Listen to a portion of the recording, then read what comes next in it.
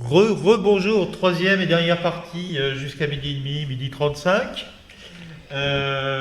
Donc on a Madame Thiolan, qui est conseillère départementale de Flers 2, maire de la Selle-la-Forge, qui est à ma gauche. Et nous avons Madame Meyer du conseil départemental en direct visio, Zoom. Euh, Là, on va parler un petit peu sur ce que met en place le conseil départemental. Donc, Madame Thiolin, je vais vous laisser vous présenter puis lire le texte que vous avez prévu. Je vous remercie. Donc, je suis Sylvie Thiolan, conseillère départementale de Flers 2, également maire de la Selle-la-Forge. C'est avec plaisir que je représente Monsieur Patrick Rodin, vice-président en charge des affaires sociales du département, qui est retenu par d'autres obligations. En juin dernier, j'ai eu le plaisir de visiter la maison des aidants et j'ai été très agréablement surprise. Surprise car j'ai travaillé plusieurs années dans un EHPAD de Flers et je suis ravie de constater que des moyens importants sont mis pour les personnes aidantes. Au niveau du département, le soutien aux aidants constitue l'une des orientations fortes du conseil départemental. Il est inclus dans la deuxième orientation du schéma départemental pour l'autonomie des personnes âgées et des personnes en situation de handicap. Accompagner au domicile et soulager les proches aidants. Le maintien au domicile, lorsque cela est possible, est l'une des priorités du département, car il constitue souvent le premier choix des personnes. Afin de permettre le maintien au domicile, le soutien de l'entourage proche des personnes en perte d'autonomie est souvent mobilisé et est essentiel.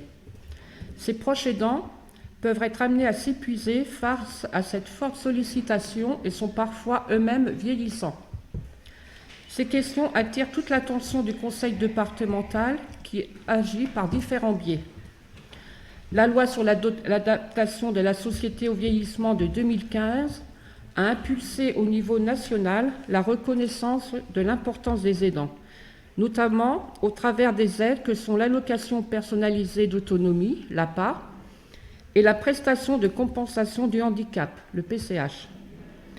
Les professionnels travaillant sur les plans d'aide proposés aux personnes en perte d'autonomie intègrent dans leur évaluation les besoins des aidants, notamment à travers l'aide humaine ou l'hébergement temporaire de l'aidé pour permettre du temps de répit.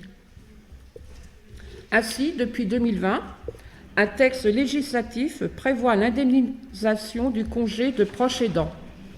Au-delà de ces prestations légales, le département a conventionné avec la Caisse nationale de solidarité pour l'autonomie, le CNSA, pour financer le développement de plusieurs types d'actions.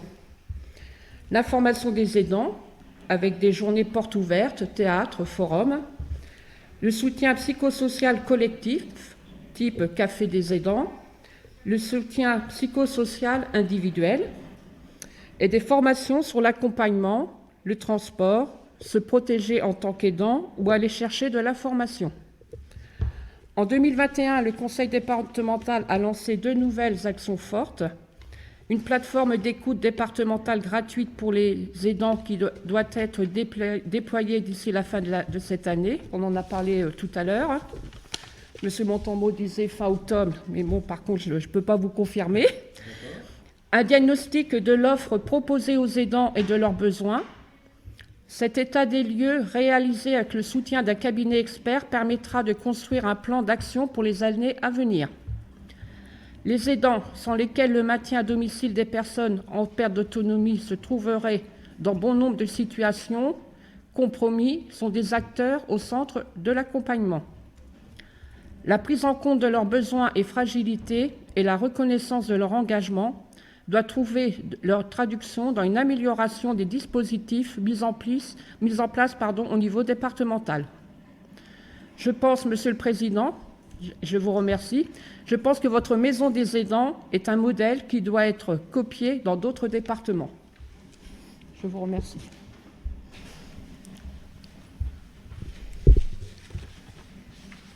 Il faut digérer le texte. Oui, il faut digérer le texte, oui. On a oublié de donner la parole en présentation à Madame Meyer et puis au conseil départemental. Bonjour. Bonjour, j'ai pas de choses spéciales à ajouter. Madame Thiolin a bien présenté les choses, hein.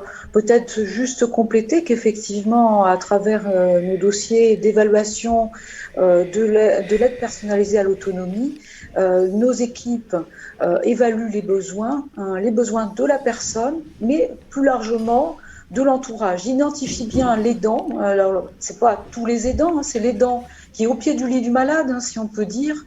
Hein, c'est pas, il suffit pas de venir chercher le courrier ou de venir voir le parent une fois par semaine. Ça, c'est pas, on n'identifie pas les dents dans ce cadre-là. Il faut vraiment que ce soit les dents qui s'occupent réellement au quotidien de la personne. Et dans le plan d'aide de la personne à ce moment-là est majoré, hein, on peut considérer les choses comme ça, par une allocation qui peut être donnée de façon complémentaire. Elle est de 500 € par an pour que, alors vous allez me dire c'est modeste, mais enfin c'est toujours ça, que pour que la personne âgée puisse toujours être accompagnée pendant que l'aidant va souffler, comme il souhaite, hein, aller chez le coiffeur ou pour un monsieur aller à la chasse, enfin peu importe, il fait ce qu'il souhaite, mais qu'il se change les idées, il puisse respirer pendant le temps où la personne âgée peut continuer d'être accompagnée, soit par un service d'aide à domicile qui va venir toujours au domicile à son domicile, ou alors ça va être 2 heures d'accueil de jour qui vont pouvoir être payées en plus du plan d'aide pour que la personne âgée puisse aller à l'accueil de jour. Pendant ce temps-là, l'aidant va souffler. Ou c'est de l'hébergement temporaire également. Vous voyez, il y a différentes panoplies. On ne prédéfinit pas au départ quelle va être l'utilisation de ces 500 €.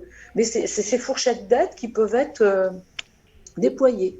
Sur ces personnes en situation de handicap, la prise en compte de l'aidant est faite de façon identique. Hein, c'est-à-dire que l'aidant peut avoir une indemnité qui est dans le plan d'aide qui est proposé pour la prestation de compensation du handicap.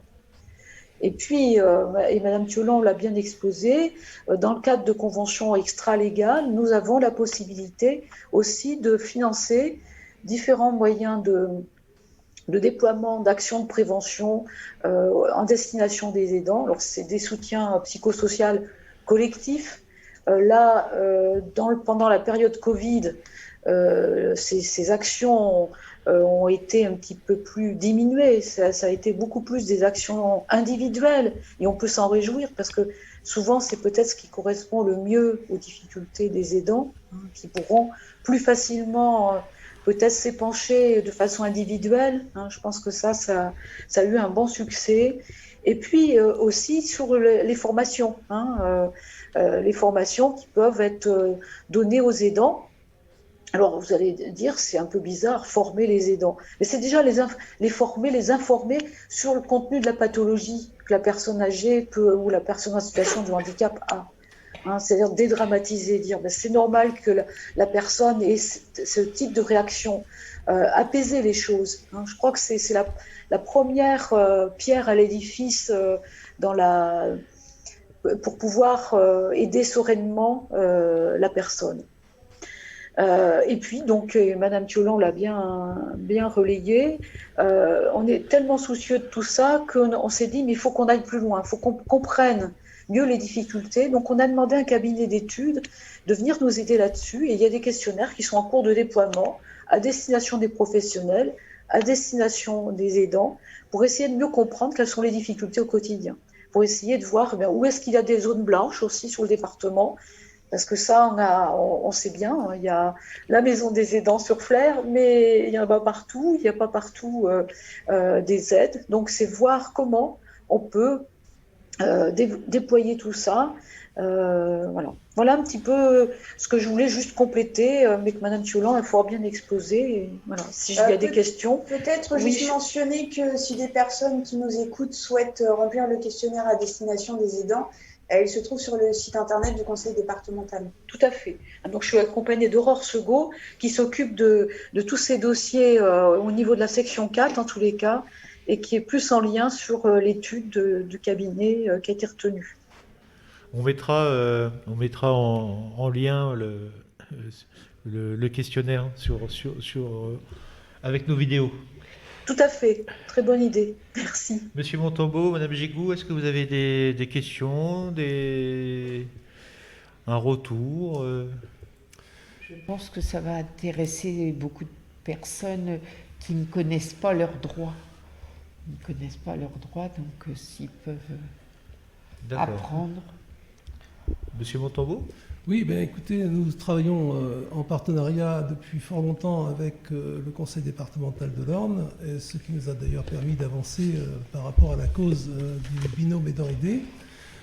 Comme le dit Madame Meyer, c'est vrai qu'il reste beaucoup à faire. Une chose est de mettre en place des dispositifs sur un territoire, autre chose est de couvrir l'ensemble du territoire ornais. Donc voilà, ça c'est une réalité. Par contre, la Maison des aidants est une démarche expérimentale et c'est vrai qu'elle intéresse. Demain encore, j'ai une équipe d'une collectivité locale de l'autre bout du département qui vient voir, qui vient se faire expliquer le concept de maison des aidants. On voit bien que la cause des aidants interpelle et que les réponses et les dispositifs qui peuvent être mis en place après évaluation auraient tout mérite à être dupliqués dans la mesure du possible. Alors, c'est vrai que vous avez un projet pilote, M. Montambeau, qui avance bien, qui est un peu freiné par le Covid, mais on sent que ça fonctionne, que ça va fonctionner encore vraiment à fond. On sent la dynamique et l'énergie. Et tout à l'heure, quand je vous ai posé la question, combien de temps ça a mis le projet, 3 ans de réflexion avec plus 1 an de mise en place et 4 ans, la question, je voudrais poser la question à Mme Tchelin, c'est est-ce qu'aujourd'hui, on ne peut pas réfléchir à la mise en place de maisons des aidants dans toute l'Orne bientôt ? Oui. Parce que si, ce ne sera pas avant 5 ans, en fait, si on décide de le faire. Je pense que ce qui est important, c'est de mettre en place des réponses et une offre, une palette d'offres suffisamment large pour pouvoir correspondre aux attentes de public qui peuvent être des attentes différentes d'un territoire à l'autre.